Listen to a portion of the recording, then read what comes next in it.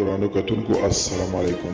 زه محمد سلمان همدرد د حق غږ پښتو چینل خبري لنډیز کې ستاسو کوربه اوس تاسو پام را اړوم د مهمو خبرونو لنډیز ته.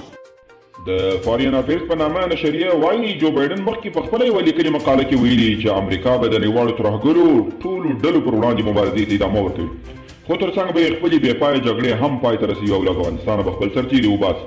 د پانګونې او سوداګرۍ په برخه کې د پاکستان د لومړي وزیر عمران خان سلاکار عبدالرزاق داود وایي دوی له افغانستان سره د دوو اړخیزو سوداګریزو اړیکو په برخه کې ټول خنډونه لرې کړي او د دواړو هیوادونو ترمنځ په سوداګریز اړیکې خورا پراخې شي.